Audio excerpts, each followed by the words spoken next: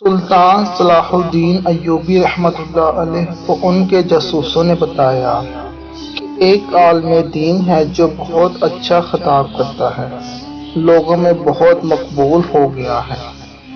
سلطان نے کہا آگے کہو۔ جاسوس بولے کچھ غلط ہے جسے ہم محسوس کر رہے ہیں مگر الفاظوں میں بیان نہیں کر پا رہے۔ سلطان نے کہا جو بھی دیکھا اور سنا ہے بیان کرو۔ جاسوس بولے کہ وہ کہتے ہیں کہ نفس کا جہاد افضل ہے، بچوں کو تعلیم دینا ایک بہترین جہاد ہے، گھر کی ذمہ داریوں کے لیے جدوجہد کرنا بھی ایک جہاد ہے۔ سلطان نے کہا تو اس میں کیا شک ہے؟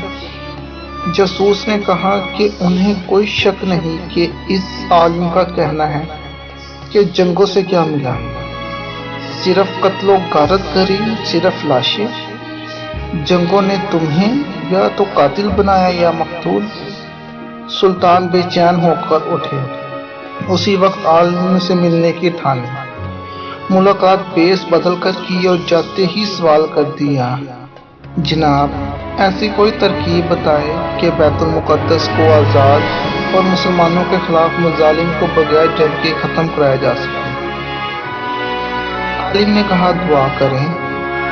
سلطان کا چہرہ غصے سے لال ہو گیا، وہ سمجھ چکے تھے یہ عالم پوری صلیبی فوج سے بھی زیادہ خطرناک ہے۔ سلطان نے سب سے پہلے اپنے خنجر سے اس عالم کی انگلی کاٹ دی، وہ بری طرح چیخنے لگا۔ اب سلطان نے کہا اصلیت بتاتے ہو یا گردن بھی کاٹ دوں؟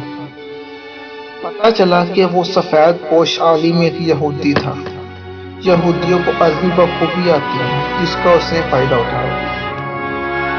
سلطان نے پایا کہ اس کے جیسا درس اب خطبوں میں عام ہو چلا تھا، بڑی مشکل سے یہ فتنہ روکا جا سکتا۔ یہ فتنہ اس وقت بھی پوری آب و تاب سے رواں دواں ہے۔